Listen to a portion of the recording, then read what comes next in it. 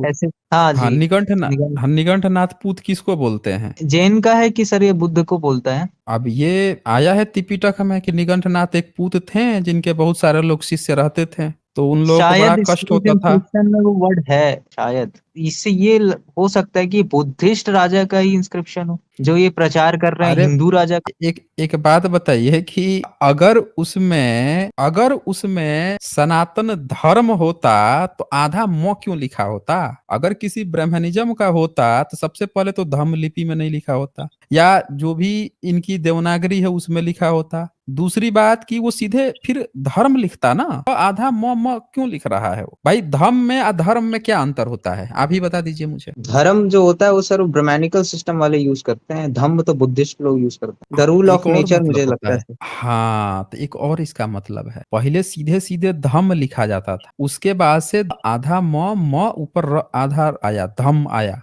हाँ। और हम्म। उसके बाद से धर्म आया, समझ रहा है ना? तो धर्म जो है, धर्म का ही संस्कृताइज रूप जो है धर्म है, तो इसका तो मतलब ये हुआ ना कि धर्म ही पहले धीरे धीरे परिवर्तित होके आगे बढ़ रहा है, इसीलिए तो 5th 6th सेंचुरी में आपको ध आधा म मिल रहा है, धर्म थोड़े मिल रहा है। धर्म जब लिख ही नहीं पा रहे हैं वहां पे धर्म, इसका मतलब कि ना इनकी लिपि थी ना इनका धर्म था। जब इनका धर्म आया तब तो ये सनातन धर्म काहे नहीं अपने किताब में सनातन पूछिए ना, जो बता रहे हैं उनसे पूछिए कि उनकी किताब में सनातन ध आधा म लिखा हुआ है। जब इंस्क्रिप्शन में लिखवाया है तो इनके किताब में वही लिखा हुआ है, पूछ लीजिए। अगर नहीं लिखा हुआ है तो वो फिर बुद्धिज्म की बात कर रहा है, वो बुद्धिज्म का है, श्रमण परंपरा का है, किसी के बाप का नहीं है, किसी के कहने से उनका बाप नहीं हो जाएगा। जिनको आदत पड़ गई है अच्छा। हमेशा बुद्धिस्टों की किताब में इंस्क्रिप्शन में अपना बाबूजी खोजने की, तो अपने वेद को भूल जाएं जिसमें लिखा है 11 लोगों से नियोग करा के बाबूजी आप किसी को ये 11 लोगों को बना संस्कृत शब्द सकते हैं। किसका है सर? हम्म। ये संस्कृत शब्द किसका है? संस्कृत बुद्धिज्म का है।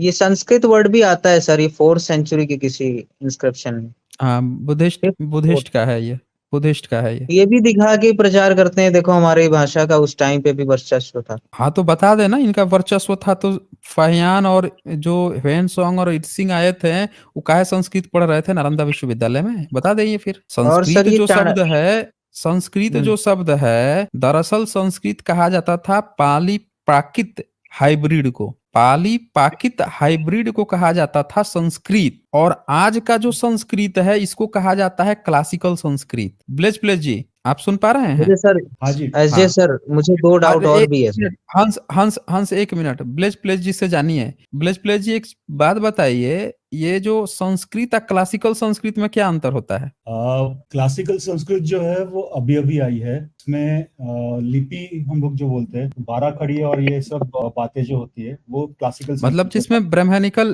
जिसमें आजकल के ब्राह्मणिकल स्क्रिप्चर लिखे गए हैं वही ना? वही वही वो पहले नहीं लिखे जा सकते। हाँ, नहीं लिखे जा सकते थे, तो आज जो लिखे गए हैं इसको कहते हैं क्लासिकल संस्कृत। और संस्कृत किसको कहते हैं? संस्कृत ये पहले का ट्रांजिशन पीरियड था उसको कहते थे, जो सभी लोग संस्कृत संस्कृत कहना चाहते लेकिन वो मिश्रित है, वो हाँ, जो वो डेवलप हो रही थी वो उसको संस्कृत बोलते हैं, संस्कारित हो रही उसमें थी। विसर्ग आ गया था ना सर, विसर्ग आ गया था उसमें अरे तो आफ्टर बिफोर क्राइस्ट के बाद। अच्छा, अरे विसर्ग तो विसर्ग उर्दू में भी है, फारसी में भी है। नहीं, विसर्ग बिफोर तो, क्राइस्ट वाली पाली में नहीं मिलता ना सर विसर्ग। अब क्ष क्ष न्य अरे तो ये सब मिश्रित कहाँ किसको से कहते हैं? हंस मिश्रित किसको कहते हैं? जिसमें थोड़ा ऐड ऑन चीजें हुई हो। हाँ तो बस वही तो मिक्स। है जिसको आप संस्कृत समझ रहे हैं। तो एक बात बताइए आप कि पाणिनि जो है 7th सेंचुरी तक 1000 उसके सूत्र थे, 4000 सूत्र नहीं हुए थे। आ संस्कृत कैसे डेवलप हो गई थी?